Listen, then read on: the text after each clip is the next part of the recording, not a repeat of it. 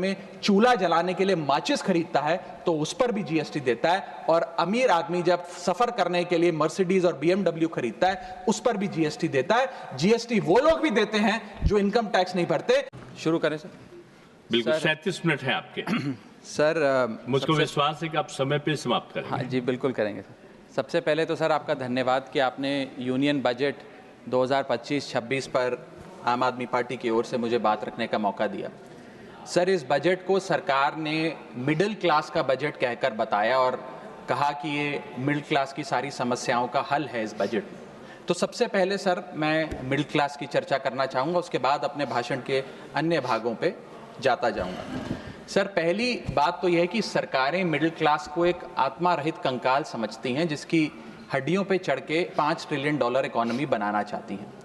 Sir, इस देश का मिडिल क्लास कमर तोड़ मेहनत करता है, लेकिन इस मेहनत के बावजूद मिडिल क्लास गरीब हो रहा है, अमीर नहीं हो रहा। गरीबों के लिए तो अक्सर सब्सिडीज और स्कीम्स लाई जाती हैं जो कि लानी भी चाहिए।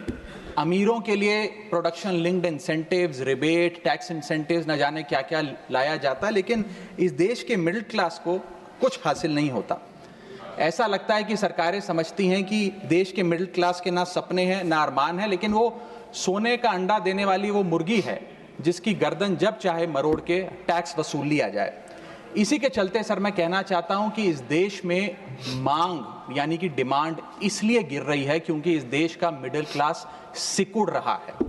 तमाम आंकड़े एफएमसीजी सेक्टर से लेके गाड़ी बेचने वाले कंपनियों के सेल्स के आप उठाकर देखेंगे तो वो आपको यही बताएंगे कि इस देश का मिडिल क्लास खर्च नहीं कर रहा, और खर्च इसलिए नहीं कर रहा क्योंकि उसकी जेब में आमदनी ही नहीं है। मिडिल क्लास खाली सेंसस के लिए नहीं है सर, उसके भी अपने अरमान हैं, उसके अपने सपने हैं। 1989 में यूनाइटेड स्टेट्स ऑफ अमेरिका में एक पिक्चर बनी थी जिसका नाम था Honey I shrunk the kids. मुझे लगता है भारत देश में वर्ष 2025 में पिक्चर बननी चाहिए, honey I shrunk India's middle class. Sir, मैं आपको साफ तौर पे बताना चाहता हूं कि मिडिल क्लास टैक्स उससे वसूला जाता है जैसे उससे किसी अधिकार से हम टैक्स ले रहे हैं और सुविधा उसको एहसान मुताबिक दी जाती है। सर, नेस्ले इंडिया के अभी आंकड़े आए जो इस देश की सबसे बड़ी एफएमसीजी कंपनियों में आता है। उस आंकड़ों में यह पता लगा कि 8 वित्तीय वर्षों में इस वर्ष सबसे कम ग्रोथ उन्होंने दर्ज कराई। और जब नेस्ले इंडिया के चेयरमैन से यह बात पूछी गई कि क्यों आप अपनी लोएस्ट ग्रोथ पर आ गए, तो नेस्ले इंडिया के चेयरमैन ने कहा कि भारत का मिडिल क्लास खरीद नहीं रहा, भारत का मिडिल क्लास सिकुड़ रहा है। मैं महंगी गाड़ी और महंगे मकानों की बात नहीं कर रहा सर, लेकिन सस्ती गाड़ी और सस्ते मकान जो मिडिल क्लास खरीदता है उनकी डिमांड घटती जा रही है, उसकी प्रोडक्शन घटती जा रही है, जिसका सीधा इंपैक्ट हमारी इकोनॉमी पर है।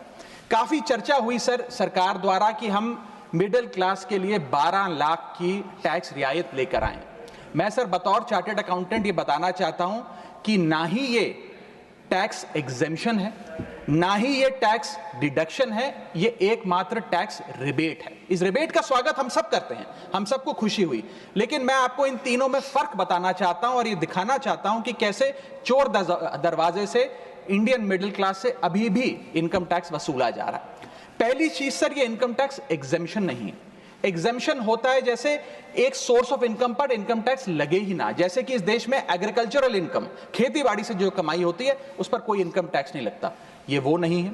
ये टैक्स डिडक्शन भी नहीं है। टैक्स डिडक्शन होता है कि फर्ज करिए आपने साल में 15 लाख रुपए कमाए, इनकम टैक्स डिडक्शन आपको 12 लाख रुपए की मिली, तो 15 घटा 12 3 लाख पर आपको इनकम टैक्स देना पड़ेगा। ये टैक्स डिडक्शन भी नहीं है, ये टैक्स रिबेट है। यानी कि 12 लाख तक अगर आपने पैसा कमाया साल में तो आपको इनकम टैक्स नहीं देना, लेकिन जैसे ही 12 लाख से ज्यादा, फर्ज करिए आपने 12 लाख 1,000 रुपए कमाया, तो पूरे 12 लाख 1,000 पे आपके स्लैब अनुसार आपसे इनकम टैक्स वसूला जाएगा। और दूसरी चीज, कैपिटल गेन्स पे, यानी कि अगर आप अपने कोई मकान बेचते हैं, सोना बेचते हैं, इक्विटीज बेचते हैं, शेयर्स बेचते हैं, उस पर जो कैपिटल गेन पे, मुनाफे पे लगता है टैक्स, वो इस 12 लाख की सीमा में नहीं आएगा, उस पे आपको अतिरिक्त टैक्स देना पड़ेगा।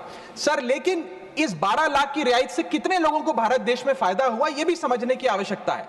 हम 140 करोड़ की आबादी वाले देश में रहते हैं, जिसमें मात्र 8 करोड़ लोग इनकम टैक्स की रिटर्न भरते हैं, और इन 8 करोड़ लोगों में से मात्र 3 करोड़ लोग इनकम टैक्स भी भरते हैं, यानी कि 8 करोड़ लोग इनकम टैक्स की रिटर्न भरते हैं, 5 करोड़ लोग जीरो इनकम दिखा के अपनी इनकम टैक्स की रिटर्न भरते हैं, जीरो टैक्सेबल इनकम, और उनसे कोई इनकम टैक्स नहीं वसूलती।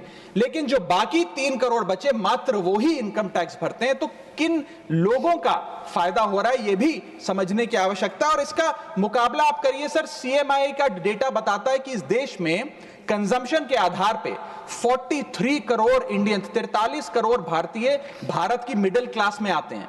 43 करोड़ में से मात्र 2 से 3 करोड़ लोगों को ही इसका फायदा होने जा रहा है। उसका हम स्वागत करते हैं, लेकिन बाकियों के लिए क्या?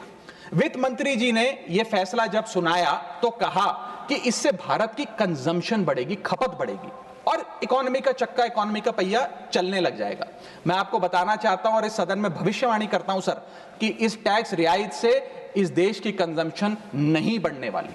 अगर आप वास्तव में इस देश की खपत यानी कि कंजम्पशन बढ़ाना चाहते हैं तो आपको इनकम टैक्स के साथ साथ जीएसटी नाम का टैक्स कम करना पड़ेगा, क्योंकि जीएसटी वो टैक्स है जो इस देश का अमीर से अमीर आदमी और गरीब से गरीब आदमी भी देता है। जब गरीब आदमी अपने घर में चूल्हा जलाने के लिए माचिस खरीदता है तो उस पर भी जीएसटी देता है, और अमीर आदमी जब सफर करने के लिए मर्सिडीज और बीएमडब्ल्यू खरीदता है उस पर भी जीएसटी देता है। जीएसटी वो लोग भी देते हैं